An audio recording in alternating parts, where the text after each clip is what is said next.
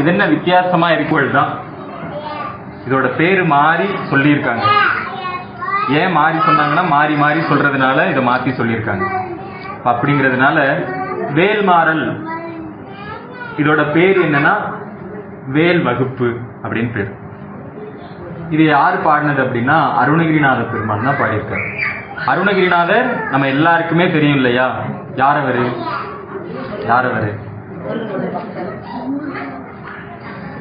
தெரிஞ்சுக்கலாம், உங்களுக்காகத்தான். பெரியவங்களுக்கு சொல்றோமோ இல்லையோ, நம்ம குழந்தைங்களுக்கு அதை சொல்லி கொடுத்துட்டா போதும். அருணகிரிநாதர் யாரு அப்படின்னா திருப்புகழ் பாடினவர். முருகர் இருக்கா இல்லையா, முருகருடைய பக்தர், முருகருடைய அடியார் தான் யாரு இப்ப தெரியல எல்லாருக்கும். அருணகிரிநாதர் யாரு? பக்தர். அவரது என்ன பாடினாரு? திருப்புகழ் பாடினார். அவர் முதல்ல பாடின ஒரு திருப்புகள் இருக்கு இல்லையா? எப்படி முருகன் அருள் செஞ்சா தெரியுமா அவருக்கு? அவருடைய இளமை காலத்தெல்லாம் வேற வேற வழியில அவர் செலவிட்டார். சாமியே கும்பிடல, அவருக்கு ஆசையிலேயே மூழ்கி போயிட்டாரு. கடைசியா அவர் என்ன பண்ணிக்க நினைச்சார்னா, திருவண்ணாமலைக்கு யாரெல்லாம் போயிருக்கீங்க? எல்லாரும் போயிருக்கீங்க இல்லையா? நீங்க அந்த கோபுரத்து வழியா போகும்போது கம்பத்து இளையனார் அப்படின்னு முருகன் இருப்பாரு. அவர் தான் என்ன பண்ணார்னா, அந்த கிளி கோபுரம் இருக்கு தெரியுமா, அந்த கோபுரத்து மேல இருந்து என்ன பண்ணார்னா அருணகிரிநாதர் தற்கொலை பண்ணிக்க, இதுக்கு மேல என்னால வாழவே முடியாது அப்படின்னு சொல்லி விழுந்தாரு. இப்ப முருகன் என்ன பண்ணாரு, அவர் அப்படியே தாங்கி பிடிச்சி அவரை என்ன தெரியுமா சொன்னாரு, அந்த கோபுரத்தை நீங்க அருணகிரிநாதர் படம் பார்த்திருப்பீங்க, ஆனா என்ன வரலாறு இருக்கோ அதுதான் ஓரளவுக்கு உண்மையா அதை எடுத்திருக்காங்க. அப்ப அருணகிரிநாதர் அந்த இடத்துல உட்கார்ந்து இருக்கும் போது முருகன் வந்தார். முருகன் உபதேசம் பண்ணாரு. நமக்கெல்லாம் உபதேசம்னா என்ன, பெரிய மந்திரமா இருக்கும் இல்லையா, யாருக்கும் தெரியக்கூடாது, அப்படியே மனசுக்குள்ளேயே தியானிக்கணும். முருகனே வந்தா எவ்வளவு பெரிய மந்திரத்தை சொல்லியிருப்பாரு. நாமெல்லாம் மந்திரம் சொல்லி சொல்லி சுவாமி கிட்ட வேண்டிக்கிட்டே இருக்கோம், ஏதாவது நமக்கு எல்லாம் கிடைக்கணும் அப்படிங்கிறதுக்காக விண்ணப்பம் வைக்கிறோம். முருகப்பெருமான் ஒரு குருநாதன் நமக்கு மந்திரம் சொல்லும் போதே எவ்வளவு பெருசா சொல்றாரு, அதெல்லாம் எவ்வளவு பக்குவமா நம்ம கேட்கிறோம். அருணகிரிநாதருக்கு முருகப்பெருமானே நேரடியா ஒரு உபதேசம் பண்ணாரு. என்ன தெரியுமா சொன்னாரு? சும்மா இரு அப்படின்னு தான் சொன்னாரு. அத நம்மளா சொல்லல, அருணகிரிநாதர் சொல்றாரு. செம்மான் மகளை திருடும் திருடன், பெம்மான் முருகன் பிறவான் இரவான், சும்மா இரு சொல் அற என்றலுமே, அம்மா பொருள் ஒன்றும் அறிந்திலனே அப்படின்னு சொன்னார். அப்ப சுவாமியே நம்ம கிட்ட என்ன சொல்றாரு? சும்மா இரு. நம்ம ஆரம்பிக்கும் போதே அதை தான் தொடங்கணும், அமைதியா இருங்க. சும்மா இருக்கிறது அப்படின்னா எதுவும் பண்ணாம அப்படியே உட்கார்ந்து இருக்கிறது கிடையாது. மௌன விரதம் அப்படின்னு நம்ம கடைபிடிக்கிறோம் இல்லையா? ஏன் மௌன விரதம் கடைபிடிக்கிறோம்? மௌன விரதம் ஏதோ ஒரு வேண்டுதல் அப்படி வச்சுக்கலாம். ஏன்னா இவ்வளவு டீட்டெயிலா சொன்னீங்கன்னா எங்க போய் நீங்க இப்படிலாம் சொல்லிட்டு திடீர்னு ஏதோ ஒண்ணு கேட்டா நாங்க என்ன செய்யறது அப்படிங்கிற மாதிரி ஏதோ ஒரு வேண்டுதல் நமக்கு. குறிப்பா மௌன விரதம் இருந்தா குடும்பங்கள்ல அன்றைக்கு ஒரு நாள் எந்த பிரச்சனையும் இருக்காது. ஆமா, யாருமே பேசாம இருந்தா அமைதியா இருந்தா பிரச்சனை இருக்காது தானே. விளையாட்டா சொன்னாலும் உண்மை அதுதான். அதனால என்ன குறிப்பிடுறது என்ன அப்படின்னா, மௌன விரதம் இருந்துட்டு சிலர் என்ன செய்வாங்க, ஒரு பேப்பரையும் பேனாவையும் கையில வச்சுக்குவாங்க. மௌன விரதம் இல்லாம இருந்தா கூட அவ்வளவு பேசியிருக்க மாட்டாங்க. ஆனா என்ன பண்ணுவாங்க, இவ்வளவு எழுதி எழுதி எல்லாத்துக்கும் பதில். அது அப்படி கிடையாது மௌன விரதம். அப்ப என்ன செய்யறது, அன்றாட வாழ்க்கையில என்ன செய்யறது அப்படின்னா, நீங்க ஏதாவது ஒரு நாள் தேர்ந்தெடுத்து செய்யணும். இந்த நாள்ல எனக்கு எந்த வேலையும் கிடையாது, யாரையும் நான் பார்க்க மாட்டேன், இன்னைக்கு நமக்கு எந்த பெருசா எந்த வேலையும் கிடையாது, அப்படி ஒரு நாளை தேர்ந்தெடுத்து அதை கடைபிடிக்கணும். பெரியவங்க விழாக்கள் எல்லாம் அப்படிதான் வச்சாங்க. ஏன் பொங்கல் தை 1ஆம் தேதி வந்தது? ஏன் வந்ததுன்னா அறுவடை முடிஞ்சிடும். அந்த காலத்துல அறுவடை முடிந்த பிறகு விழாதான். அந்த நேரத்துல நீங்க பெருசா ஒரு வேலை செய்யறதுக்கு ஒண்ணு இருக்காது. நீங்க பாத்தீங்கன்னா வயல்வெளி எல்லாம் காலி ஆயிடுச்சுன்னா வேலையே இருக்காது இல்லையா? அப்ப அந்த கொண்டாட்டத்தை அப்படி வச்சாங்க. ஒவ்வொரு விழாக்களுமே அப்படிதான் நமக்கு இருந்தது. அப்ப இந்த மௌன விரதம் அருணகிரிநாதருக்கு முருகப்பெருமான் என்ன சொன்னாரு? சும்மா இரு அப்படின்னா, சும்மா இருத்தல் அப்படின்னா மனதை அமைதிப்படுத்துதல்னு பேரு. நாம எல்லாருமே எதுக்காகத்தான் இறைவனை வணங்குறோம்? நம்ம கோயிலுக்கு போய் எதுக்கு கும்பிடுறோம்? அப்பா மன நிம்மதியை கொடுன்னு கேட்கிறோம். அந்த மன நிம்மதி எப்படி கிடைக்கும்? எங்கேயாவது விலை கொடுத்து வாங்கிட முடியுமா? அதெல்லாம் எவ்வளவு இருந்தாலும் அதை மட்டும் அதை தவிர எல்லாத்தையும் வாங்க முடியும், அதை மட்டும் வாங்கவே முடியாது. அப்போ முருகப்பெருமான் சும்மா இரு அப்படின்னு சொல்லி அவருக்கு சொல்லி கொடுத்தது. அவர் சும்மாவே தான் இருந்தார், எதுவுமே யோசிக்கல, எந்த சிந்தனையும் இல்லாம இருக்கு. சொல் அற எடுத்து எப்படி சொன்னாரு? சும்மா இரு சொல் அற. சொல்லே இருக்கக்கூடாது, வாயிலே இருக்கக்கூடாது, மனதிலே இருக்கக்கூடாது. இது ரொம்ப கடினமானதுதான், ஆனா சுலபமா நம்ம செய்ய முடியும். எப்படி அப்படின்னா அதுக்குத்தான் இந்த வேல்மாறல் படிக்கணும். இப்ப புரிஞ்சதா? அருணகிரிநாதர் ஆனா நம்மள சும்மா இருந்து முருகன் சொல்லுவாரு, ஆனா அவரு மட்டும் சும்மா இருக்க மாட்டாரு இல்லையா? அப்படிதான் குழந்தைங்களை எல்லாம் இன்னைக்கு கூட்டிட்டு வந்துட்டாரு. ஏன்னா அவர் சும்மா இருக்க மாட்டாரு, நம்ம எல்லாம் சும்மா இருக்கணும்னா முருகன் ஏதாவது நம்ம செய்யணும், அப்பதானே. அப்ப அப்படி அருணகிரிநாத பெருமான் அப்படி திருப்புகள் பண்ணார். எடுத்த சும்மா இருன்னு சொன்ன அதே முருகப்பெருமான் ஒரு நாள் வந்தார் அருணகிரிநாத பெருமான்கிட்ட பாட சொன்னாரு. சும்மா இருன்னு சொல்லிட்டு திரும்பி பாட சொன்னா நான் என்ன பாட முடியும் அப்படின்னு. இறைவன் எப்ப எப்ப நம்ம கிட்ட பேசுறாரோ, அடி எடுத்து கொடுத்து அருளாளர்களை பாட வச்சாரோ அது எல்லாமே மந்திரங்கள். இன்றைக்கு நம்ம படிக்கிறோம் இல்லையா? அப்ப அப்படி பாட சொல்லும் போது எனக்கு எதுவும் தெரியாது அப்படின்னு சொன்ன உடனே முருகப்பெருமான் தன்னுடைய வேல் இருக்குது இல்லையா, வேலினுடைய சிறப்பை எடுத்து சொல்லுவோம். அப்ப அந்த வேல் எடுத்து அவருடைய நாவலை எழுதினாரு. அப்படி எழுதின உடனே தான் அவர் எப்படி பாட ஆரம்பிச்சாரு? ஐயா முத்தை தருபத்தி திருநகை அத்தி கீரை சத்தி சரவண முத்தை குருவித்து குருபரையென போதும் முக்கட்பரமக்கு சுருதியின் முற்பட்டது கற்பி திருவரும் 30 முவர்க்க தமரரும் அடி பேண 10 தலை தத்த கணைதொடு ஒற்றை கிரிமத்தை பொருதொரு பட்டப்பகல் வட்ட தீரியில் இரவாக பத்தற்கிரதத்தை கடவிய பச்சை புயல் மெச்ச தகுபொருள் பட்சத்தோடு ரட்சித்தருள்வதும் ஒரு நாளே தித்தித்தைய ஒத்த பரிபுர நித்த பதமைத்து பைரவி திக்கொட்க நடிக்க கழுகொடு கழுதாட திக்குப்பரி அட்ட பைரவ தொக்கு தொகு தொக்கு தொகு தொகு சித்திர பௌரிக்கு திரிகடகயன போத கொத்துப்பறை கொட்ட களமிசை குக்கு குகு குக்கு குகு குகு குத்தி புதை புக்கு பிடியன முது கூகை பொற்புற்றட நட்பற்ற உணரை வெட்டி பலியிட்டு குலகிரி குத்துப்பட ஒத்து பொறவள பெருமாளே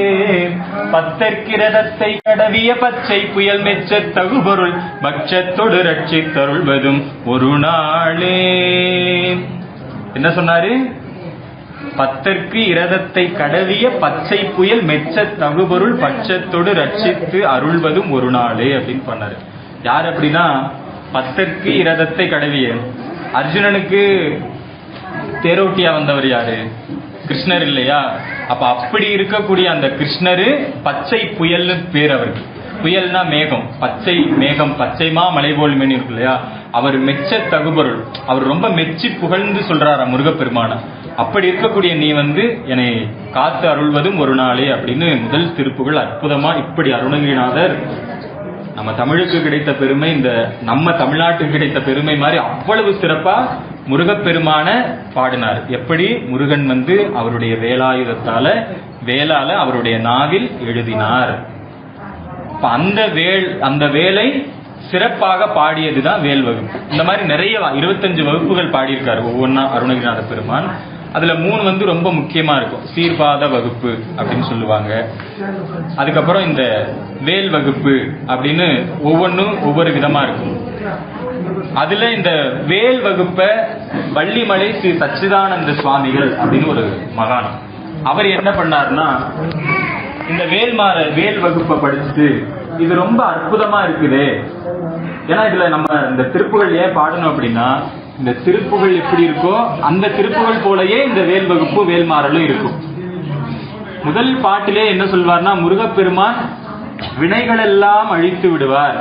முருகன் அசுரர்கள் எல்லாம் முருகனுடைய அந்த அவதாரம் சொல்லக்கூடாது, அவன் வந்தது.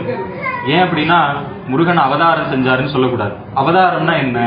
இப்ப விஷ்ணு அவதாரம் பண்ணார் பெருமான் அப்படின்னா மேல இருந்து கீழே இறங்கி வர்றதுக்கு பேரு அவதாரம். கங்கைக்கு பேரு என்ன? அவதாரம். ஏன்னா கங்கை வந்து வானிலிருந்து பெருமானுடைய சடை மகுடாத்திலிருந்து வர்றதுனால அவதாரம் அப்படின்னு சொல்லுவோம். அப்ப முருகன் யாரு அப்படின்னா, முருகன் யாரு? முருகன் தான் சிவபெருமான். அது முதல்ல நம்ம எல்லாருக்கும் தெளிவு இருக்கு.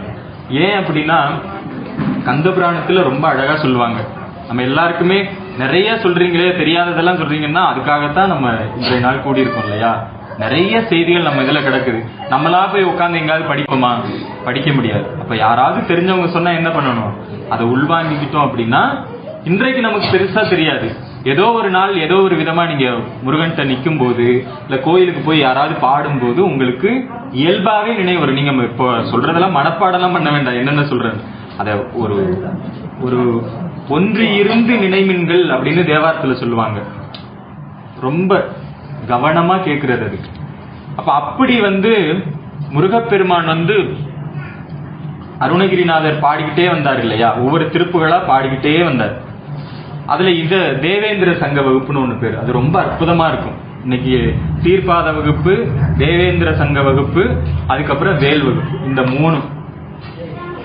அப்ப இந்த வேல் என்னென்னலாம் செய்யும்?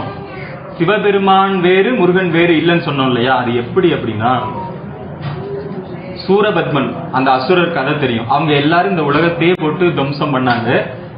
ஆனா அவங்க ஒரு வரம் வாங்கினாங்க, சிவபெருமானை தவிர வேற யாருனாலையும் எங்களை அழிக்கவே முடியாது அப்படின்னு.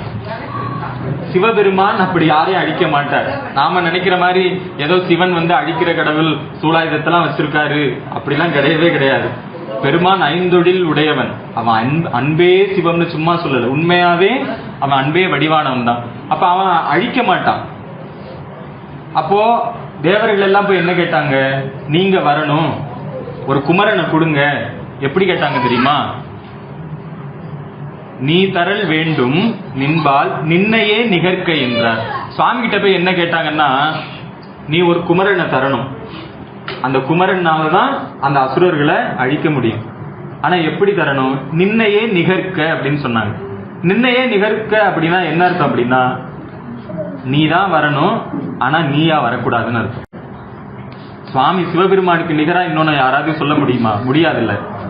அப்ப சிவபெருமான்கிட்ட போய் கேட்டாங்க, நின்னையே நிகர்க்க அப்படின்னு கேட்டா, நீ தான் வரணும், ஆனா நீயா வரக்கூடாது அப்படின்னு கேட்ட உடனே இப்ப சுவாமி என்ன பண்ணாரு? தன்னுடைய நெற்றி கண்ணில இருந்து ஒரு 6 தீப்பொறிகள் வந்தது. அதெல்லாம் தாண்டி தன்னுடைய ஆற்றல் தான் ஒரு வடிவெடுத்து. ஏன் அப்படின்னா சுவாமி என்ன சொல்லுவோம்? ஆதியும் அந்தமும் இல்லா அருட்பெரும் சோதி. வள்ளலாரும் எப்படி பண்ணாரு? அருட்பெரும் சோதின்னு தான் பண்ணாரு. அப்ப அந்த சோதி தான் ஒரு உருவெடுத்து வந்தது குழந்தையா. அதுதான் யாரு? முருகப்பெருமான். அப்படி வந்தார். அதனால சிவபெருமான் வேறு முருகன் வேறு முதல்ல கிடையாது. அதுக்கப்புறம் இந்த வேலுக்குரிய சிறப்பு என்னன்னா, அது ஒரு ஆயுதமா? வெறும் ஆயுதம் தானா? எல்லார் கையில இருக்கிற வஜ்ராயுதம், இந்திரன் கையில வஜ்ராயுதம் இருக்கு, ஒவ்வொருத்தவங்க அங்குசம் இருக்கு, அம்பாள் கையில நிறைய பாச அங்குசம்லாம் இருக்கு. அப்ப அது போல வேல் ஒரு ஆயுதமா? வேல் ஒரு ஆயுதமா மட்டும் இருந்தது அப்படின்னா நாம என்ன பண்ணோம்? வேல் பூஜை பண்ண மாட்டோம். இந்த மாதிரி ஒரு வேல் எடுத்து தனியா, இப்ப முருகனுடைய படம் இல்லைன்னா கூட என்ன பண்ணுவோம்? ஒரு வேல் இருக்கும், அந்த வேலுக்கு என்ன பண்ணுவோம்? பூஜை பண்ணுவோம். அப்ப அதுக்கு என்ன அர்த்தம்? வேல் வேறு முருகன் வேறு இல்ல. வேல் இருந்தாலே அங்க என்ன? முருகன் இருக்கிறார். அந்த வடிவமே அப்படிதான்.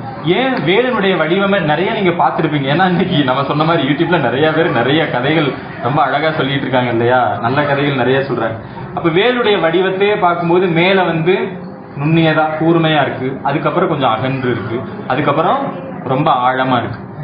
அது வேலுக்கே சொன்ன மாதிரி சிவபுராணத்துல நம்ம மணிவாசகர் சொல்லுவார், ஆழ்ந்து அகன்ற நுண்ணியனே.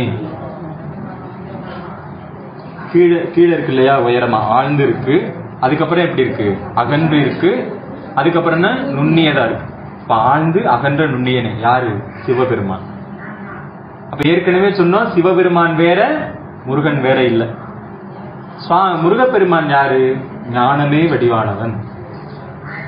பழனியில முருகன் எப்படி இருக்காரு? ஞான தண்டாயுத பாணியா இருக்காரு. ஞானத்தையே தண்டமாக கையில வச்சிருக்காரு. அவனுடைய வடிவமே என்ன? ஞானம் தான். ஞானம் எங்க இருந்து கிடைக்கும்? குரு கிட்ட இருந்து கிடைக்கும். முருகன் யாரு? குரு தான். அதனாலதான் அருணகிரிநாதர் கந்தர் அனுபூதியில கடைசி பாடல் எல்லாருக்கும் தெரியும் இல்லையா? உருவாய் அருவாய் உளதாய் இளதாய் மறுவாய் மலராய் மணியாய் ஒளியாய் கருவாய், உயிராய், கதியாய், விதியாய், கடைசி அப்படி கேட்டாரு. இப்படி எல்லாம் வந்தாலும் எப்படிதான் நீ வரணும்? குருவாய், வருவாய், அருள்வாய் குகனே. ஏன் அப்படின்னா, இப்போ குழந்தைங்க எல்லாம் இருக்கிறாங்க, நாமெல்லாம் நிறைய சொல்லி கொடுப்போம். ஆனா அவங்க ஆசிரியர்கிட்ட கத்துக்கிற மாதிரி நம்ம கிட்ட கத்துக்க மாட்டாங்க. அவங்க சொல்லி கொடுக்கறது மாதிரி நம்மளால சொல்லி கொடுக்க முடியாது. நாமளும் நிறைய படிச்சிருக்கோம், நம்மளும் ஸ்கூல்லாம் முடிச்சு டிகிரிலாம் கம்ப்ளீட் பண்ணி என்னமோ பண்ணியிருப்போம். ஆனா டீச்சர் சொல்லி கொடுக்குற மாதிரி நம்மளால சொல்லி கொடுக்க முடியாது. ஏன்? அதுல அவங்க சிறப்பானவர்கள், அதுக்காகவே அவங்க இருக்கிறாங்க. அதே போல முருகப்பெருமானே எதுக்காக இருக்காரு? நம்ம எல்லாம் வழி நடத்துவதற்காக. இந்த பிறவி என்ற இந்த கடல்ல இருந்து நம்ம மூழ்கிடாம நல்ல நிலைக்கு போறதுக்காக குருவாகவே நம்ம கண்ணு முன்னாடி முருகன் வந்து நிற்பார். நீங்க முருகனை மற்ற எல்லாரையும் கும்பிடுவோம், இது முருகன் வேல்மாறலுக்காக சிறப்பான சொல்லல, சொந்த அனுபவம் எல்லாருக்குமே இருக்கும் இல்லையா? முருகனை நீங்க வணங்க ஆரம்பிச்சாலே இல்ல நினைக்க ஆரம்பிச்சாலே ஏதோ ஒரு வடிவத்துல நம்ம பின்னாடியே சுத்திட்டு வர மாதிரியே தெரியும். திரும்பி நம்ம காண்கின்ற திசைதோறும் முருகன் இருப்பாரு. ஏதோ ஒரு வகையில வேல் இருக்கும், இல்ல மயில் இருக்கும், இல்ல முருகனே இருப்பாரு, இல்லன்னா யாமிருக்க பயமேன்னு ஒரு சொல்லே வந்த மாதிரி இருக்கும். நீங்க இதுக்கு முன்னாடி பார்த்திருப்பீங்க, இனிமே கூட நீங்க முருகனை நினைச்சு போங்களேன், கண்டிப்பா இது நடக்கும். இது இயல்பாவே. ஏன்னா முருகன் வந்து ரொம்ப சீக்கிரமா தன்னை அப்படி காமிச்சுக்கிட்டே இருப்பாரு. நான் இருக்கேன்னு சொல்லிக்கிட்டே இருக்கக்கூடிய ஒரு தெய்வம் யாரு? முருகப்பெருமான். அப்பேற்பட்ட முருகப்பெருமானுடைய அந்த வேல் தான் என்ன செய்யும் அப்படின்னா, கந்தபுராணத்துல ரொம்ப அழகா ஒரு செய்தி சொல்லுவாங்க. என்ன அப்படின்னா, முருகன் தான் வேல் கையில இருக்கு. வேலுக்கு பேர் என்ன? சக்தி வேல்னு பேரு. அப்போ முருகப்பெருமான வந்து சிவபெருமான்னு சொல்லிட்டோம். அப்போ உமையவள் இருக்கணும் இல்லையா? உமையவள் தான் வேல் வடிவமா நிற்பாங்க. அதுக்கு பேரே என்ன? சக்தி வேல்னு பேர். அப்ப சிவபெருமான் வேற சக்தி வேறையும் கிடையாது. அருளது சக்தியாகும் அரண் தனக்கு. சுவாமி வந்து அமைதியா இருக்கிறாரு, அவர்கிட்ட இருந்து நமக்கு அருள் கிடைக்கணும் இல்லையா? அது ஒரு வடிவெடுத்து வந்தா அவள் தான் யாரு? உமையவள். அப்ப இன்னைக்கு என்ன? அதனாலதான் அவங்களுக்கு பேரே என்ன? சக்தி. நீங்க சொன்ன மாதிரி அவங்களுக்கு பேரே என்ன? சக்தி. அப்ப முருகப்பெருமானுடைய அதனாலதான் முருகப்பெருமான வேல் இல்லாம பார்க்க கூடாது. வேலை தனியா வச்சு கும்பிடுவோம். ஆனா முருகனை வச்சா என்ன செய்யணும்? ஒரு படம் இருந்தாலும் இல்ல படத்துல கூட வேல் இருக்கும், இல்ல ஒரு சிலையா இருந்தா கூட பக்கத்துல என்ன இருக்கணும்? வேல் இருக்கணும். ஏன்னா முருகனையும் வேலையும் பார்த்தா எதற்கு சமம்? சிவனையும் சக்தியையும் வணங்குறதுக்கு சமம். அப்பேற்பட்ட சிறப்பு அந்த வேலோட சிறப்பு. இதெல்லாம் சொல்லிட்டு வர்றோம் இல்லையா?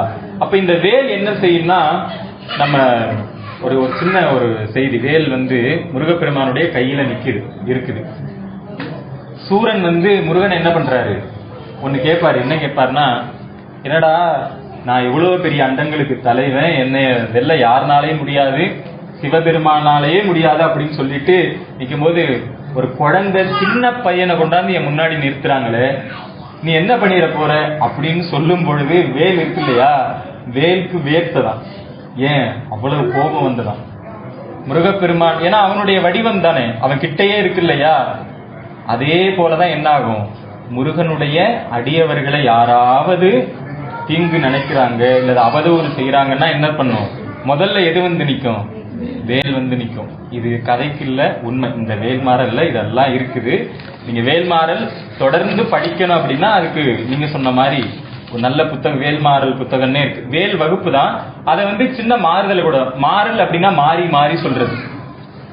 அந்த கடைசி வேல்மாறல்ல கடைசி பாட்டு இருக்கும். திருத்தணியில் உதித்தருளும் ஒருத்தன் மலை விருத்தன் எனது உலத்தில் ஊரை கருத்தன் குகன் மயில் நடத்து குகன் வேலே. இதுதான் அந்த அடி. இன்னமும் சொல்லி டங் ட்விஸ்டர் மாதிரி இருக்கும். திருப்புகள் எல்லாமே அப்படிதான் இருக்கும். திருப்புகள் யாரு நம்ம குழந்தைங்களுக்கு எல்லாம் திருப்புகளை மட்டும் சொல்லி கொடுத்துட்டீங்கன்னா அவங்க வாழ்நாள்ல தமிழ் படிக்கிறதுக்கு இல்ல வேற எந்த மொழிய சொல்றதுக்குமே அதை உச்சரிக்கிறதுக்கும் சிரமப்படவே மாட்டாங்க. திருப்புகளுக்கு அவ்வளவு பெரிய ஆற்றல் உண்டு. அப்ப அப்படி இந்த வேலை கடைசியா சொல்லுவார். 16 அடி இருக்கும். இதுதான் இந்த பாட்டு. இதை நீங்க முதல்ல இந்த திருத்தணியில் உதித்தருளும் அப்படின்னு சொன்னோம் இல்லையா? அதை முதல்ல 20 முறை, அதுக்கப்புறம் கடைசியா 20 முறை, இடையில ஒவ்வொரு பாடல் முடிந்த உடனே ஒரு முறை இப்படியே தொடர்ந்து படிக்கணும் அப்படின்னு சொன்னாங்க. அப்புறம் வேல்மாறல் வந்து நீங்க படிக்கணும்னா தொடர்ந்து படிக்கணும், ஒரு மண்டலமாவது படிக்கணும் அப்படின்னு சொல்லுவாங்க. ஏன் அப்படின்னா அப்ப நீங்க வந்து இடையில ஏதாவது விட்டு போச்சுன்னா குத்தமாயிருமா? அப்படிலாம் ஒன்றும் கிடையாது. ஆனா ஒரு சிறப்பு உண்டு. நீங்க ஒரு விஷயத்த தொடர்ந்து செய்தீங்க அப்படின்னா அது இயல்பாகவே ஏதோ ஒரு வகையில நமக்கு ஒரு ஆற்றலை தரும். அதனால அதுவும் எதையோ தொடர்ந்து செய்யறோம். ஒரு சீரியல் பாக்குறத தொடர்ந்து பாக்குறோம், ஒரு முருகனுக்கு சொல்லக்கூடிய வேல்மாறல்ல தொடர்ந்து படிச்சா நமக்கு எவ்வளவு நன்மை வரும். அதனால நாம எல்லாரும் இந்த வேல்மாறல்ல தொடர்ந்து படிக்கணும் அப்படின்னு சொல்லிட்டு முதல் பாடல்ல இருந்து நம்ம, ஏன்னா நமக்கு ஒரு 8 மணிக்கெல்லாம் நம்ம நிறைவு செஞ்சிடலாம். யாரும் பயப்பட இல்ல, அங்க தவறு இருக்கு.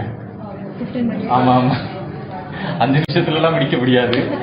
அப்ப அதனால ஏன்னா நம்ம வேல்மாறல் பதிகம் முதல்ல முருகன் யாரு, நம்ம எல்லாருக்குமே முருகன் யாருன்னு எங்களுக்கு தெரியாதா? எல்லாருக்குமே தெரியும். ஆனா அவன் எப்படியெல்லாம் நமக்கு அருள் செய்வான்னு தெரியணும் இல்லையா?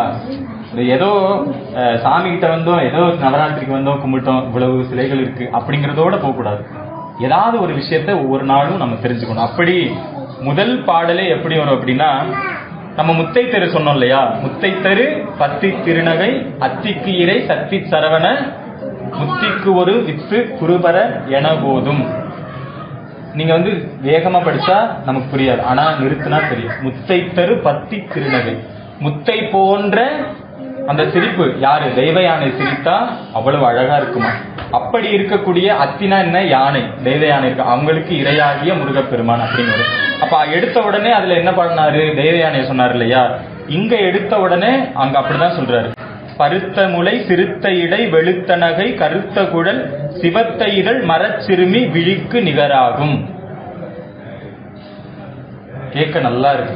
ஆனா நம்ம எல்லாம் படிச்சா எவ்வளவு இன்னும் சிறப்பா இருக்கும் இல்லையா? ஏன்னா நம்ம தமிழ் அவ்வளவு சிறப்பானது. இப்ப பருத்த முளை சிறுத்த இடை வெளுத்த நகை அப்படின்னா வள்ளிய சொல்றாங்க. வள்ளி யாரு? முருகனுடைய மனைவி. எங்க வாழ்ந்தவங்க? அவங்க மலையில வாழ்ந்தவங்க. நம்ம எல்லாருக்குமே மலை தான் முதல்.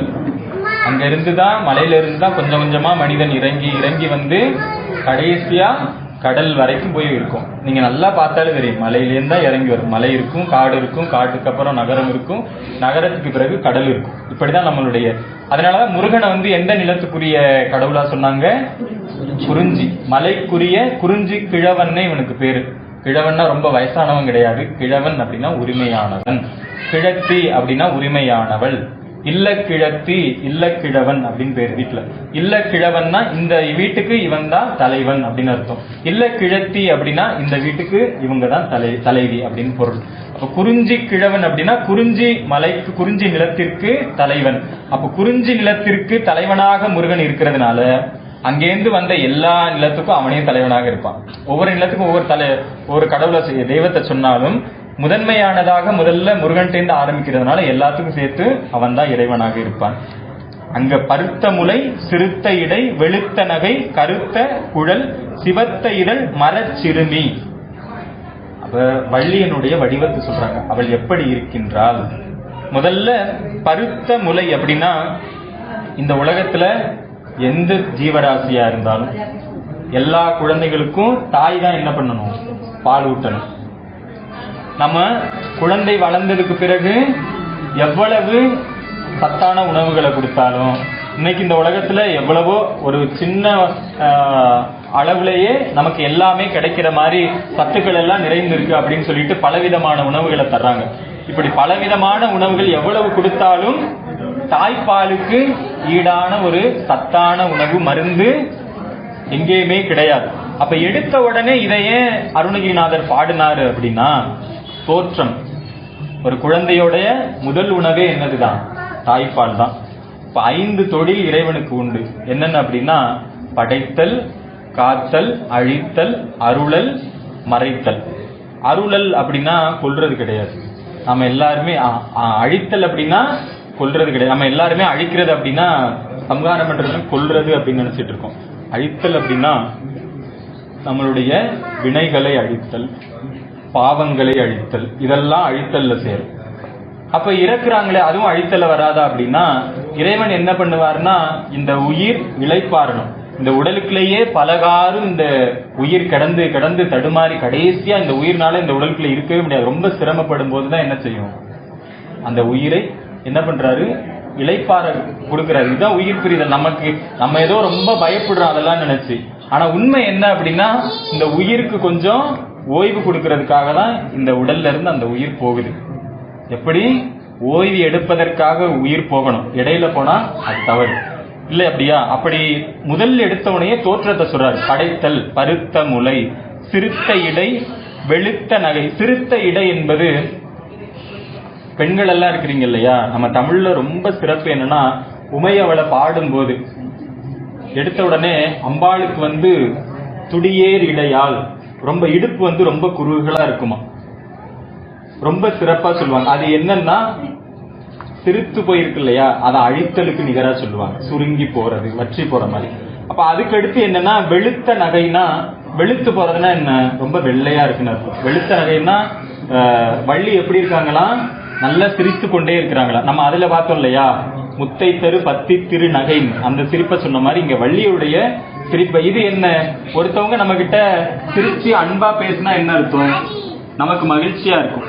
அப்ப நாம் மகிழ்வதற்காக இறைவன் செய்யக்கூடிய அந்த அருளல் தொழிலை இவங்க சொல்றாங்க. இந்த முதல் பாடல்னால கொஞ்சம் உங்களுக்கு விளக்கமா சொல்லிட்டு அடுத்தடுத்த பாடல்ல சரியா நம்ம வேகமா போலாம். அப்ப அப்படி அடுத்து என்னன்னா கருத்த குழல். குழல்னா என்ன, கூந்தல், முடி. தமிழ்ல ரொம்ப அழகான சொல்லதெல்லாம் குழல். நம்ம எல்லாம் முடி முடின்னு மொத்தமா சொல்லிட்டு போயிடுறோம் இல்லையா, கூந்தல் அதெல்லாம் நமக்கு கிடையாது. குழல் தான். குழற்காடு ஏந்தும் இளவஞ்சி கொம்பே அப்படின்னு பாடுவாரு மீனாட்சி அம்மன குமரகுருபரர் பாடும்போது. குழற்காடு ஏந்தும் அப்படின்னா அந்த உமையவளுக்கு அந்த முடி எப்படி இருக்கா, காடு போல இருக்குதான். ஏன் அப்படின்னா அந்த வண்டினங்கள் எல்லாம் சூழ்ந்து இருக்குதான், அவ்வளவு சிறப்பா அப்படிலாம் வரும் இல்லையா. அப்படி அதை சொல்றாங்க. சிவத்த இதழ், அவளுடைய இதழ் எப்படி இருக்கா, ரொம்ப சிவப்பா இருக்குதான். இது என்னன்னா அருளலை குறிக்கும். அப்ப கருத்த குழல் அப்படின்னா கருமை நிறை என்னன்னா மறைத்தல். அப்ப இறைவன் தான் மறைத்தலையும் செய்வார். ஏன் மறைக்கிறார் அப்படின்னா, இந்த உயிர் தனக்கான வினைகள் எல்லாம் நாம செஞ்சிருப்போம் இல்லையா, அந்த பாவங்கள் எல்லாம், அதெல்லாம் போக்குறதுக்காக கொஞ்ச நாள் எப்படி இருக்கணும், இந்த உலகத்துல உழந்துகிட்டே தெரியணும், இந்த உலகத்துல சுத்திக்கிட்டே இருக்கணும். அப்பதான் அதெல்லாம் போகும். அதுக்காக அந்த குறிப்பிட்ட காலம் வரை அவரை தன்னை காட்டிக்காமல் இருப்பாரு. அந்த குறிப்பிட்ட வினைகள் போனதுக்கு அப்புறம் என்ன செய்வாரு, தன்னை அடையாளப்படுத்திடுவார். அப்படி இருக்கக்கூடிய மரச்சிறுமி விழிக்கு நிகராகும். இவ்வளவு தூரம் வள்ளி எப்படி இருந்தாங்க, அது எதுக்காக அப்படின்னு பார்த்தோம். மரச்சிறுமி, மரம் அப்படின்னா என்ன, வீரம்னு பொருள். சிறுமி அப்படின்னு வள்ளிய சொல்றாங்க. மரச்சிறுமினா வேடர்கள் என்ன, வீரமிக்கவர்கள். ஏன், அவங்களுடைய வேலையே என்ன, வேட்டையாடுதல். வேட்டையாடுதலா இருக்கக்கூடியவங்க எப்படி இருக்கணும், வீரமா இருந்தாதான் முடியும், இல்லன்னா காட்டுக்குள்ள வாட முடியாது. அப்படி இருக்கக்கூடிய அந்த மரச்சிறுமி வள்ளியருடைய விழிக்கு நிகராகும், விழி கண்ணுக்கு நிகராகும். எது, திருத்தணியில் உதித்தருளும் ஒருத்தன் மலை விருத்தன் எனது உளத்தில் உரை கருத்தன் மயில் நடத்து புகன் வேல். எப்படி இருக்குன்னா வள்ளியினுடைய கண்களுக்கு நிகராக இருக்கும். அதனாலதான் நம்ம சொல்லுவோம் வாழன கண்மடவாள். பெண்களுடைய விழிகளை எப்படி சொல்லுவாங்கன்னா மாவடு பகிரன்ன கன்னி பங்கா. மாவடு இருக்கும் இல்லையா, அது போல பெண்களுக்கு கண்கள் இருக்கும். வேலன கன்னி அப்படின்னு சொல்லுவாங்க. அந்த வால் போன்ற கண்கள், வேல் போன்ற கண்கள், வேல் விழினே சில பேருக்கு பேர் இருக்கும். அந்த வள்ளியினுடைய அந்த விழி போன்று எப்படி இருக்குதான், இந்த வேல் இருக்குதான், இல்ல இந்த வேல் போன்று வள்ளியினுடைய அந்த கண்கள் இருக்குது. ஏன் அப்படின்னா இதுல என்ன சொல்ல வர்றாங்கன்னா, வள்ளியினுடைய அந்த கடைக்கண் பார்வை நம்மை தேற்றும். எப்படி இந்த வேல் நம்மை காப்பாற்றுமோ அதே போன்று வள்ளியினுடைய அந்த கடைக்கண் பார்வையும். ஏன் அப்படின்னா வள்ளி யாரு, இச்சாசக்தி. நம்ம ஏதோ வள்ளி தெய்வயானையோட 2 மனைவிகளோட முருகன் இருக்கிறான் அப்படின்னு சொல்லிட்டு முருகனை சொன்னாலே ஒரு மாதிரி சொல்லுவோம். உண்மையாவே இச்சாசக்தி, கிரியாசக்தி, முருகன் ஞான சக்தியா நிற்கிறார். அதனாலதான் சொன்னேன், என்ன முருகன் வேற சிவன் வேற இல்லைன்னா அவன் எல்லாமே அவனோட பொருத்தமா இருக்கணும், அப்பதான் அவனை சொல்ல முடியும் இல்லையா. அப்படி இருக்கும் முதல் பாடலே ரொம்ப சிறப்பா எடுக்கும் போதே நவராத்திரி எதுவுமா பெண்களை வச்சுதான் தொடங்குறாரு. ஏன்னா இன்னொன்னு தெரியுமா, முத்தை தருன்னு அருணகிரிநாதர் ஆரம்பிக்கும் போது அவருடைய அம்மா பேரு முத்தம்மாள், அருணகிரிநாதருடைய. முருகன் இயல்பாவே முத்து முத்தா பாடுன்னு சொல்லும் போதே என்ன சொல்லிட்டாரு, உங்க அம்மாவிலேருந்து தொடங்கு அப்படிங்கிற மாதிரி கொடுத்தாரு. அவ்வளவு, ஏன்னா ஒவ்வொரு பொருளுமே ரொம்ப சிறப்பானதாக இருக்கும். அடுத்த வரி என்ன அப்படின்னா, பணக்கை முக படக்கரட மதத்தவள கஜக்கடவுள் பதத்தீடும் நிகழத்து முளை தெரிக்க வரமாகும். என்ன அப்படின்னா, பணக்கை மும்மத வேழம் உரித்தவன் அப்படின்னு தேவாரத்துல உண்டு. பணக்கை அப்படின்னா யானை இருக்கு இல்லையா, யானுடைய துதிக்கைக்கு பேரு. ஒரு பனைமரம் அளவுக்கு உயரமா நீண்டு இருக்குன்னா அந்த துதிக்கை எவ்வளவு பெரிய யானையா இருக்கும். இது யாருடைய யானை அப்படின்னா இந்திரனுடைய யானை. கஜ கடவுள் அப்படின்னு இந்திரனுக்கு பேரு. கஜம்னா என்ன, யானை. இந்திரன் யானை மேல யார் வருவாங்க அப்படின்னா இந்திரன் வருவார். இந்திரன் வைத்திருக்கக்கூடிய யானைக்கு பேர் என்ன? ஐராவதம். சிவபெருமான்கிட்ட ஒரு யானை இருக்கு, அதுக்கு பேரு ஐராவணம் அப்படின்னு பேரு. இந்த யானை என்ன பண்ணுச்சுன்னா தவறு செஞ்சது, ஒரு முனிவர் கொடுத்த மலரை தூக்கி போட்டது, அதுக்காக சாபம் பெற்று எங்க வந்தது? வெண்காட்டுக்கு, திருவெண்காட்டுக்கு தவம் செஞ்சு, அதுக்கப்புறம் வெள்ளானை தவம் செய்யும் வியன் திரு வெண்காட்டான் என்று அந்த பதிகம்லாம் இருக்கு. வெண்காட்டு முதலான பதிகம் படிச்சா தெரியும்.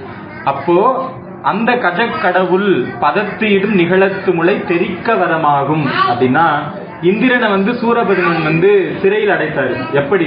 இன்னைக்கு கை விலங்கு போடுறோம் இல்லையா, குற்றவாளிகளை போடுறாங்க இல்லையா, அப்ப இந்திரனை பிடிச்சு என்ன பண்ணாங்கன்னா அவனுடைய கால் இருக்கு இல்லையா, அந்த கால்ல அப்படியே இரும்பு கம்பியால மடக்கி பிடிச்சு வச்சிருக்காங்க.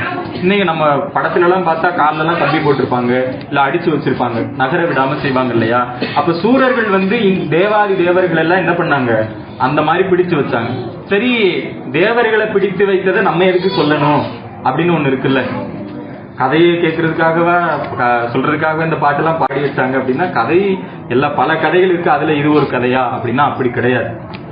இந்த முருகப்பெருமானுடைய வேல் என்ன செஞ்சதா அப்படின்னா, அந்த யானையுடைய காலையும் பிடிச்சு வச்சிருந்தது, இந்திரனுடைய காலையும் அப்படியே பிடிச்சு அந்த விலங்கு பிடிச்சு வச்சிருந்தது. அந்த இரும்பு முருகனுடைய வேல் போன உடனே என்ன செஞ்சதா, போய் அடிச்ச அடியில அந்த இரும்பு கம்பிகள், இரும்பு துண்டையெல்லாம் அடிச்சு நொறுங்குனுச்சான், அதெல்லாம் மீட்டது. அப்ப நம்மையுமே பல விலங்கு பிடிச்சுதான் வச்சிருக்கு. என்ன அப்படின்னா, அறம் பாவம் என்னும் அரும் கயிற்றால் கட்டி அப்படின்னு மணிவாசகர் பாடுவார். அறம்னா என்ன? நல்லது, புண்ணியம். பாவம்னா நம்ம எல்லாரும் சரி. அப்ப ரெண்டுமே என்ன, நமக்கு என்னதான்? விலங்கு மாதிரிதான். ஒன்னு இரும்பு சங்கிலி, இன்னொன்னு பொற்சங்கிலி. சங்கிலினாலே என்ன? பிடித்துதான் வச்சிருக்கோம். அது தங்கத்துல இருந்தான்னா வைரத்துல இருந்தான்னு நம்மள எதுவும் செய்யாது. அப்படி நம்ம வினைகள் எல்லாம் நம்மள சூழ்ந்து இருக்கு இல்லையா. அப்ப முருகப்பெருமானுடைய வேல் என்ன செய்யும்? நம்ம முருகனை வணங்கும் பொழுது அவனுடைய வேல் நம்மளுடைய வினைகள் எல்லாம் அறுத்து எரியும், ஒண்ணுமே இல்லாம அடிச்சு நொறுக்கி நம்மள அதுல இருந்து மீட்டு கொண்டு வரும் அப்படிங்கறதுதான் இரண்டாவது பாடல். ஏன் யானையை சொன்னாரு? நமக்கும் யானை பலம் உண்டு, நமக்கு இந்திரன் போல பெரிய ஆற்றல் எல்லாம் உண்டு. ஆனா அந்த ஆற்றலை கிடைக்க விடாமல் எது செய்யுது? நம்மளுடைய வினைகள் தான் செய்யுது. நம்ம நல்ல சிந்தனை வரவிடாம, இந்த கோயிலுக்கு போக விடாம, வேற எதையோ நல்லதெல்லாம் சிந்திக்க விடாம விடுறதுக்கு காரணம் என்ன? நாம் செய்த வினைகள் தான். அப்ப அதெல்லாம் போகணும் அப்படின்னா நம்மளா போக வைக்க முடியாது. அப்போ பெருமானுடைய அருள் இருந்தால்தான் அது சரியாகும். அவனுடைய வேல் நம்மளுடைய வினைகள் எல்லாம் நீக்கும் அப்படிங்கிற மாதிரி இந்த இரண்டாவது பாடல். அடுத்த மூன்றாவது பாடல் என்ன அப்படின்னா, பழுத்த முது தமிழ் பலகை இருக்கும் ஒரு கவி புலவன் இசைக்கு உருகி வரைக்குகையை இடித்து வழி காணும். நீங்க இதுக்கு ஒரு தமிழ்ல ஒண்ணு உண்டு, எழுவாய் பயனிலை அப்படின்னு.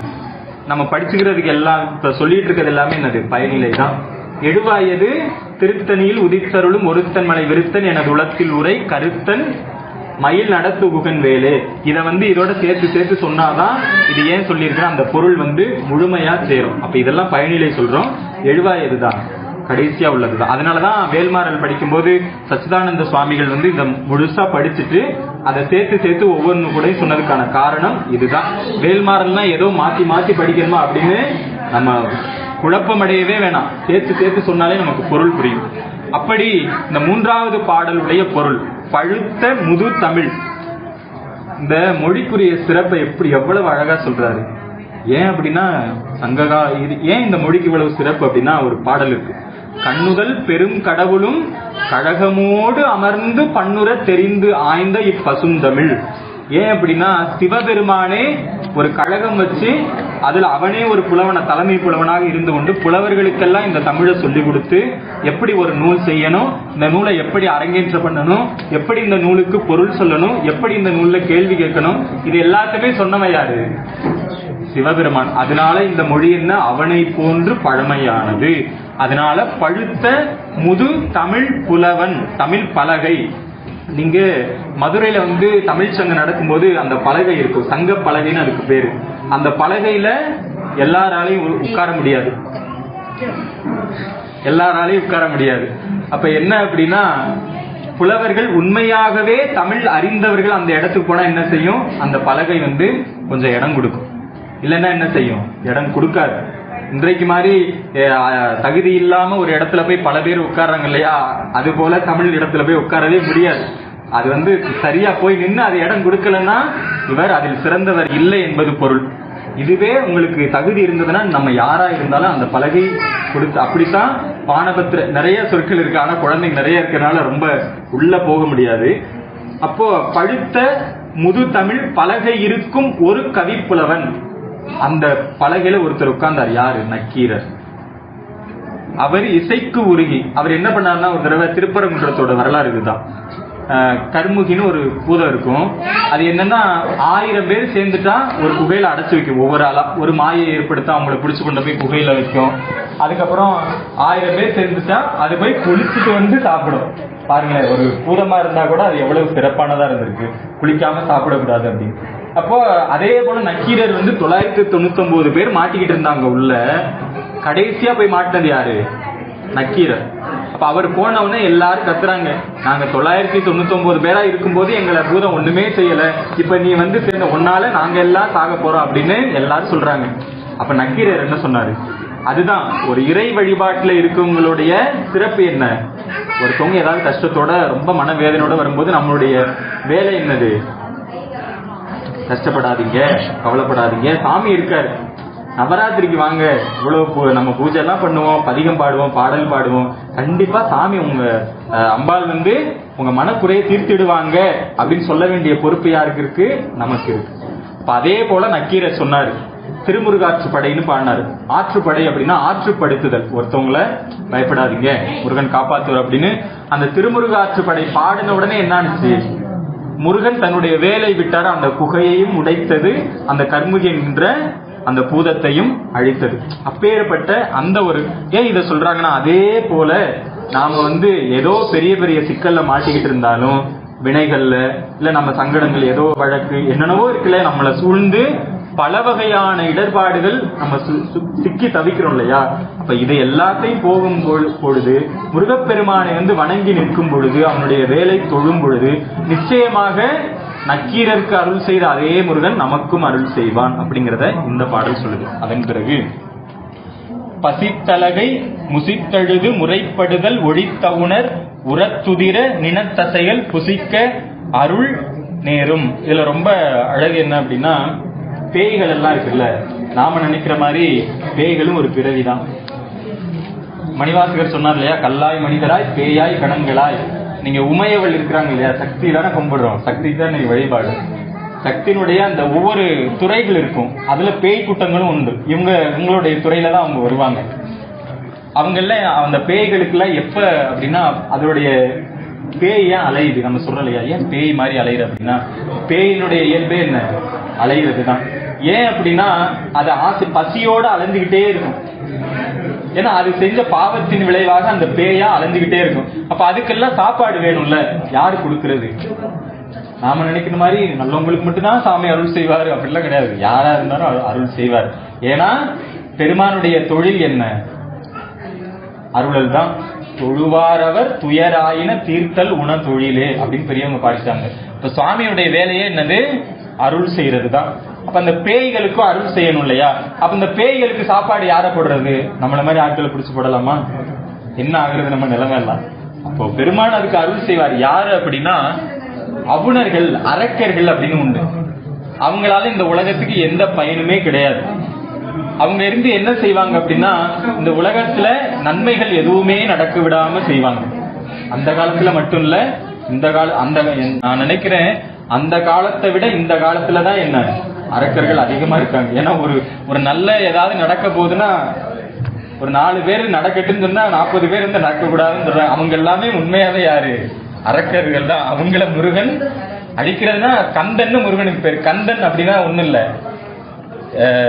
எதிரிகளுடைய ஆற்றலை சுவர செய்வன், மற்ற செய்பவன் பொருள். இப்ப முருகர் பெருமான்ட்ட போய் கும்பிட்டா என்ன ஆகும்? அவங்களுடைய நினைப்பெல்லாம் மாறி போயிரு, நல்லவங்களா மாறிடுவாங்க. நாம போய் நம்ம எதிரிகளை நோக்கி பெருமான்ட்ட விண்ணப்பம் செஞ்சோன்னா என்ன ஆகும்? அவங்களுக்கு நன்மை நடக்கும். அப்ப முருகப்பெருமான நம்ம அவங்களுக்கு சேர்த்து வணங்குறதா ஒரு பொருள் வரும். அப்ப நம்மளுடைய வழிபாடு தீயவர்களுக்கும் பயனுடையதாக, அப்படின்னா தீய வழியில் அல்ல, நல்ல முறையில் அவர்கள் வாழ்வதற்கு நம்மளுடைய வழிபாடு ஒரு சிறப்பா இருக்கும். அப்படித்தான் அந்த பேய்களுக்கு முருகப்பெருமான் நம்ம சொன்னோம் இல்லையா, கொத்துப்பறை கொட்ட களமிசை குக்கு குகு குக்கு குகு குகு குத்தி புதை குக்கு பிடியன முதுகூகை கொற்புற்றழ நட்பற்று அவுணரை வெட்டி பலியிட்டு குலகிரி குத்துப்பட ஒத்து பொறவள பெருமாளின்னு பண்ணோம் இல்லையா. அப்ப போர்க்களத்து நாம நினைக்கிற மாதிரி முருகன் ரொம்ப சாஃப்டான சாங்கெல்லாம் கிடையாது. அவன் ரொம்ப உக்கிரமானவன். ஆனா அடியவர்கள்ட்ட வரும்போது எப்படி வருவான்? குழந்தையாதான் வருவான். குமரனா வருவான், குழந்தையா வருவான். போருக்கு போற வேலனாக முருகன் வரமாட்டான். அடியவர்கள்ட்ட மட்டும் வரும்போது எப்படிதான் வருவான்? குழந்தையா தான் வருவான். குழந்தை வேலனாக வந்து காட்சி தருவான். அப்ப அப்படிப்பட்ட அவுணர்களை எல்லாம் அழித்து பேய்களுக்கு உணவாக கொடுப்பான். அப்படின்னா நம்மளுடைய வினைகள் எல்லாம் திரும்ப திரும்ப சொல்றது தான். இந்த வேல் என்ன செய்யணும், நம்ம கிட்ட அரக்க வடிவத்தில் இருக்கக்கூடிய குணங்கள் தான். பேய் போன்ற இந்த மனம் என்ன செய்யுது? அலையுது இல்லையா. மனத்துக்கு பேயினே பொருள். ஏன்னா அதை அலைஞ்சுக்கிட்டே இருக்கு, ஒரு இடத்துல நிக்கவே நிக்காது. அதனாலதான் மனதை அடக்குங்கன்னு சொல்றாங்க. ஆனா அது அவ்வளவு சாதாரணம் கிடையாது. அதனாலதான் பெரியவங்க முழுக்க பாடி வச்சுட்டாங்க. அப்படி மனம் என்கின்ற பேயை அடக்குவதற்கு முருகன் தன்னுடைய அருளை கொடுத்து, அருளை தான் உணவா கொடுத்து அதை அடக்கி வைப்பான் அப்படிங்கிற மாதிரி இந்த 4வது பாடல். அடுத்து சுரர்க்கும் முனிவரர்க்கும் மகபதிக்கும் விதி தனக்கும் அரி தனக்கும் நர தமக்கும் ஒரு மிடுக்கன் வினை சாடும். சொற்கள் ரொம்ப அழகா இருக்கும். நீங்க வேல்மாறல் இதுக்கப்புறம் படிங்க, நீங்க பொருள் ஓரளவு புரியும். அதுக்கப்புறம் முதல்ல படிக்க ஆரம்பிக்கலாம். அந்த சொற்களை என்ன செய்யும், நமக்கு வழி நடத்தும். இப்படி சுரர் அப்படின்னா தேவர்கள், முனிவர்னு நம்ம எல்லாருக்குமே தெரியும். மகபதி அப்படின்னா இந்திரன்னு பேர் அவனுக்கு. இந்திரனுக்கு பேர் என்ன? மகபதி. விதி அப்படின்னா யாரதான் குறிக்கும்? பிரம்மா. ஏன்னா அவர் தான் என்ன விதி எல்லாம் எழுதி, அவருடைய டியூட்டி அது. அதுக்கப்புறம் என்னன்னா அரிதனக்கும் நரர். அரின்னா திருமால் தெரியும், நரர்னா மனிதர்கள். இவங்க எல்லாருக்குமே என்ன செய்யும் அப்படின்னா தமக்கும் உறும் இடுக்கண் வினை சாடும். இவங்க எல்லாருக்கும் வரக்கூடிய துன்பங்களை நாம நினைக்கிற மாதிரி முருகப்பெருமான் இந்த பூமியில இருந்து அருள் செஞ்சுக்கிட்டு இருக்காரு, நமக்கு மட்டும்தான் அருள் செய்யறாரு அப்படிலாம் கிடையாது. இப்ப இதுல இன்னொன்னு என்ன தெரிஞ்சு போச்சு, இதனால இந்த துன்பம் நமக்கு மட்டும் இல்ல, தேவர்களுக்கும் உண்டு. ஏன்னா தேவர்கள் யாரு? நம்மை போன்று மனிதர்களாக பிறந்து, நம்ம ஒண்ணு சொல்லுவோம் இல்லையா, வள்ளுவர் சொல்வாரு, வையத்துள் வாழ்வாங்கு வாழ்வான் வானுரையும் தெய்வத்துள் வைக்கப்படும். யார் வைப்பார்? பெருமான் தான் வைப்பார். திருக்குறள் எங்கேயோ உள்ள நூல் கிடையாது, நம்ம நூல் தான். ரொம்ப கொஞ்சம் நம்ம பக்தி இலக்கியத்தோட கொஞ்சம் படிச்சுட்டு திருக்குறளை படிச்சா நமக்கு நல்லா புரியும். இது தெரியாம திருக்குறள் சமண நூல், அந்த நூல், இந்த நூல்னு நூல் போடுறாங்க, பிடிச்சிருக்க. ஆனா உண்மை என்னன்னா திருக்குறள் முழுக்க முழுக்க தமிழ் நூல். தமிழ் பக்தி இலக்கியத்துல அற இலக்கியம். தமிழ்ல அறம் உண்டு. அறத்தை முழுமையாக சொன்னது ஒரு அற்புதமான நூல் திருக்குறள். அப்ப தேவர்களுக்கு இது உண்டு. அப்படின்னா சூரபதுமன்ட்ட ஏன் மாட்டினாங்க தேவர்கள்? அவங்க செஞ்ச வினையின் பயனாக. தப்பு செய்யாம யாரும் தண்டனை யாருக்குமே கிடைக்காது. நாம நினைக்கிற மாதிரி ஏதோ நமக்கு நடக்குது, அவங்களுக்கு எல்லாம் இப்படி நடக்குதுன்னு நினைக்கிற மாதிரி நமக்கு நிறைய உண்டு. நாம கண்ணுக்கு தெரியாமலே ஏதோ போன ஜென்மத்துல பாவம் செஞ்சு இப்படி வந்துட்டோம் அப்படி வந்துட்டோன்னு பெரிய இப்ப சர்ச்சையெல்லாம் கிளப்புனாங்க. நமக்கு உண்டு, ஆனா அவருக்கு சொல்ல தெரியாம சொல்லி மாட்டிக்கிட்டாரு. இப்ப நம்ம சமயத்துல வினை கண்டிப்பா உண்டு. வினை கோட்பாடு இன்னைக்கு நாம செய்யறோம்ல, இன்னைக்கு சாமி கும்பிடுறோம், கும்பிட்டதுனால நாளைக்கு நமக்கு பலன் கிடைக்குது இல்ல. அதே போல ஒரு துன்பம் வரும்போது நம்ம எப்படி நினைக்கணும், நாம ஏதோ பண்ணிருக்கோம் அதனால நமக்கு கிடைக்குது. அப்ப அப்படியே வினை வந்துருச்சு அதனால நடக்குது அப்படின்னு நம்ம போயிடக்கூடாது. நான் பாவம் செஞ்சிருக்கேன் அதனால இப்படி இருக்கேன் அப்படின்னு சொல்லக்கூடாது. அப்படி சொல்லக்கூடாதுன்னு யார் சொன்னது? திருஞான சம்பந்த பெருமான் சொன்னாரு. அவ்வினைக்கு இவ்வினையாம் என்று சொல்லும் அகுதறிவீர், உய்வினை நாடாது இருப்பதும் உந்தமக்கு ஊனமன்றே, கைவினை செய்து எம்பிரான் கழல் போற்றுதும் நாமடியோம், செய்வினை வந்து எமை தீண்டப்பெறா திருநீலகண்டம் அப்படின்னு சொன்னார். நீங்க நேற்று செஞ்சதுக்கு அந்த பாவத்தினாலதான் இன்னைக்கு எனக்கு கிடைச்சிருக்கு இப்படியே சொல்லிக்கிட்டு இருந்தா நம்ம அடுத்து என்ன செய்யறது? அப்படியே போயிட்டே இருக்க வேண்டியதா. ஏன்னா நம்ம நிறைய செஞ்சிருப்போம், வந்துகிட்டே இருக்கும். அதுக்கு என்ன சொல்றாரு தெரியுமா? கைவினை செய்து பெருமானை வணங்குங்க. அடிப்படையில நீங்க எது செய்யலாம், கையெடுத்தாவது கும்பிடுங்க, நீங்க ஏதாவது தொண்டு செய்யுங்க, பிறருக்கு உதவி செய்யுங்க. இப்படி கைவினை செய்து பெருமானுடைய கடலை போற்றுதும் நாமடியும். செய்வினை அப்படிங்கிறது வினைத்தொகை. 3 காலத்துக்கு செய்த வினை, செய்கின்ற வினை, செய்ய போகின்ற வினை. அப்ப இது 3 செய்வினை வந்தியமை தீண்டப்பெறா.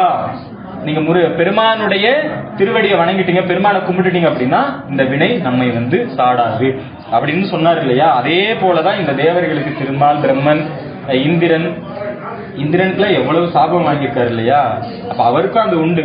அப்ப இவங்க எல்லா திருமால் எத்தனை அவதாரம் எடுத்து வந்தாரு, அதாவது ஒவ்வொரு அவதார முடிவுமே நம்ம எல்லாருக்குமே தெரியும் அவர் என்ன ஆனார் அப்படின்னு. அப்ப பிரம்மனுக்கு அப்படிதான், பிரம்மனுக்கு கோயிலே கிடையாது, அவர் செஞ்ச பெரிய அப்படி இப்படி நம்மை போன்று எல்லாருக்கும், ஏன்னா நம்மள இருந்து போனவங்க தானே உயர்ந்த பதவியில இருக்கிறாங்க, அதெல்லாம் பதவி. அப்ப அவங்களுடைய இடுக்கன் எல்லாம் நம்மோட சேர்த்து அவங்களுடைய வினை அந்த துன்பங்களையும் தீர்க்கும். இப்ப ஏன் சொல்றாங்க நமக்கு மட்டும் அருள் செய்யறதுனால நமக்கு மட்டும்தான் அருள் செய்ய முடியும் முருகனால அப்படின்னு கிடையாது. அவன் 33 கோடி தேவர்களுக்கும் அரிபிரமராதியருக்கும் அருள் செய்யக்கூடிய ஆற்றல் உடையவன். பெரிய பெரிய நம்மெல்லாம் சின்ன சின்ன துன்பம் தான் நமக்கு, ஆனா தேவர்களுக்கெல்லாம் பல்வேறு வகையான துன்பம். அப்பேற்பட்ட பெரும் துன்பங்களை கூட முருகனுடைய வேல் அழித்து அவர்களை காப்பாற்றும், பெரிய பெரிய துன்பங்களை காப்பாற்றும் பொழுது நாமெல்லாம் சின்ன சின்ன துன்பம் தான் நமக்கு, இதை செய்யாதா அப்படின்னு இந்த பாடல் மூலமா நமக்கு சொல்றாரு. அடுத்த பாடல், சுடற்பருதி ஒளிப்ப நில ஒழுக்குமதி ஒளிப்ப அலை அடக்குதழல் ஒளிப்ப ஒளிர் ஒளிப்பிரபை வீசும் வேல். அப்படின்னா பருதி அப்படின்னா என்ன, சூரியன். அதனாலதான் ஒருத்தர் நம்ம தமிழ்நாட்டுல பருதிமார் கலைஞர் அப்படின்னு பேர் வச்சாரு, ஒரு தமிழறிஞர். அவருடைய பேரு சூரிய நாராயண சாஸ்திரி.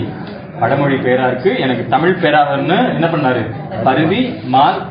சூரியன்னா பருதி, மால்னா திருமால், நாராயணன், இப்ப சாஸ்திரினா கலைஞர். அப்ப எவ்வளவு அழகு. அப்ப அதே போல பருதி ஒளிப்ப நில ஒழுக்கு மதி ஒளிப்பு என்ன அப்படின்னா, சூரியன் எவ்வளவு பிரகாசமா இருக்குது, இந்த உலகத்துக்கே அதுதான் வெளிச்சம் தருது இல்லையா.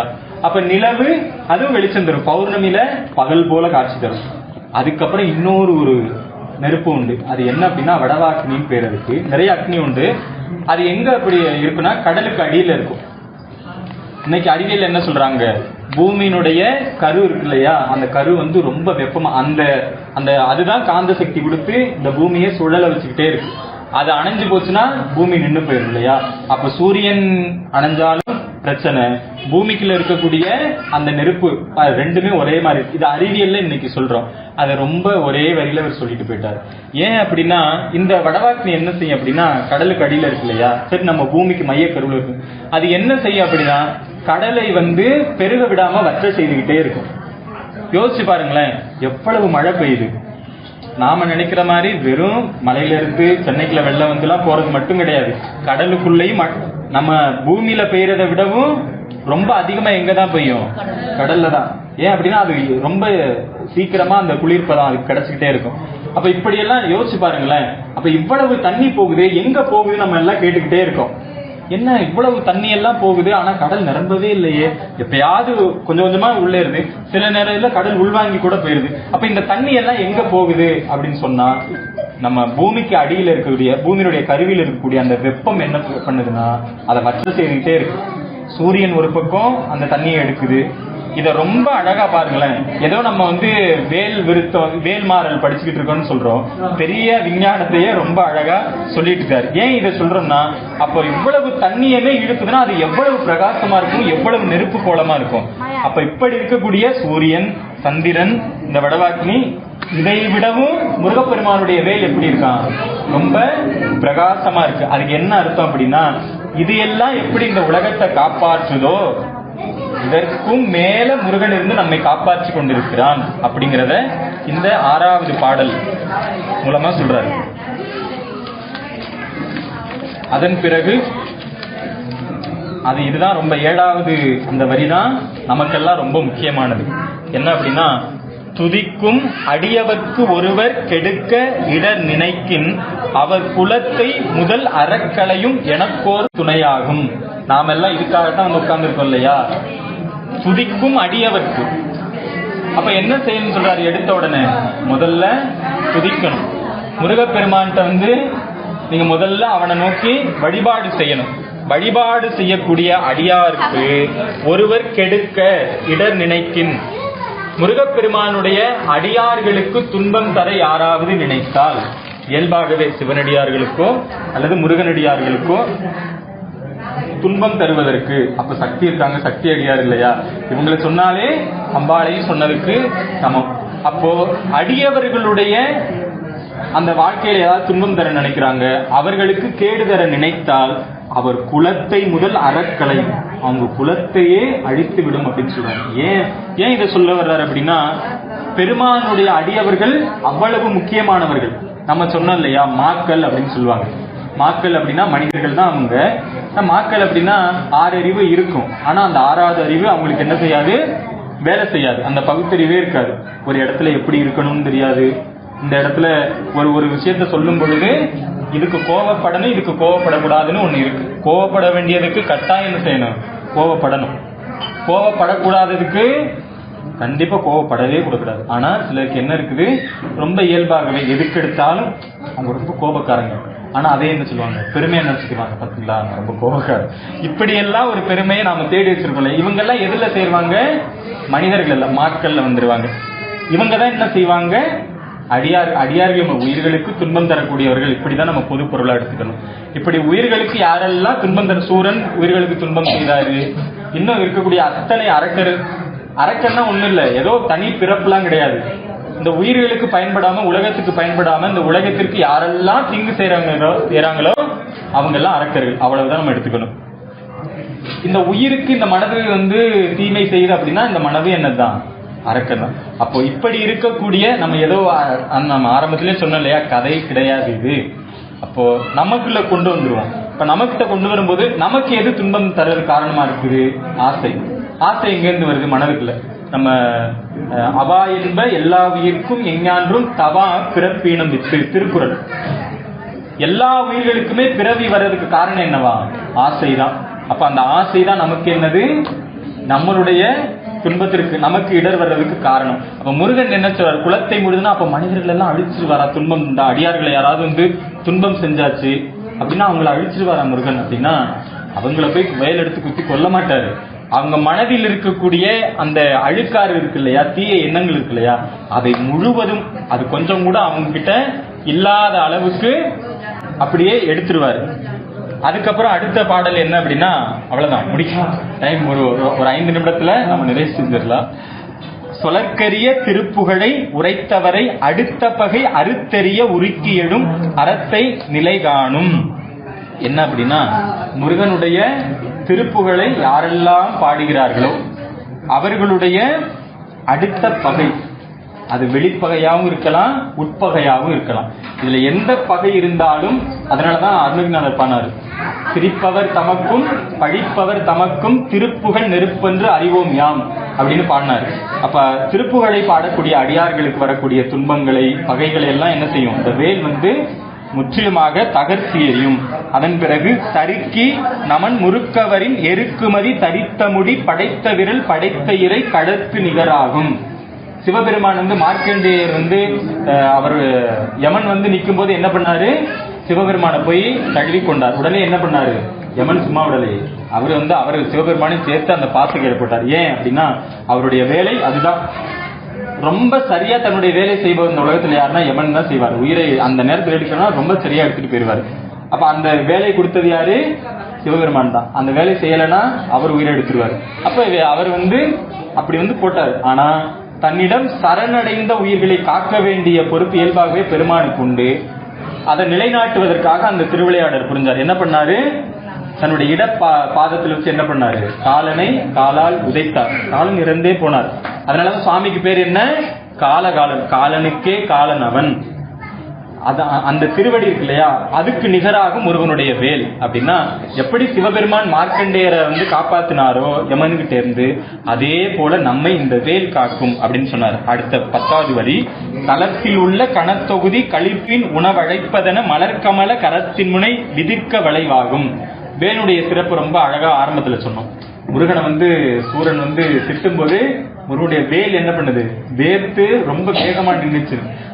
அதுக்கு மட்டும்தான் நிக்குமா அப்படின்னா அதுக்கு மட்டும். தளத்தில் உள்ள கணத்தொகுதி, இந்த உலகத்தில் இருக்கக்கூடிய அத்தனை உயிர்களுடைய பசியையும் போக்குவதற்காக முருகன் என்ன செய்வாராம், அந்த வேலை அப்படி அசைப்பாராம். அந்த வேல் உடனே என்ன செய்யுமா, உடனே அந்த உணவெல்லாம் கொண்டு அவர்களுக்கு முன்னால் வைக்கும். அதே போலதான் நமக்கு நம்ம வாழ்க்கையில் இருக்கக்கூடிய ஏதோ எல்லா வகையிலும் துன்பம் நமக்கு இருக்கு இல்லையா, சாப்பாடு ஏதோ ஒரு வகையில நமக்கு கிடைக்கணும் எல்லாருக்கும்.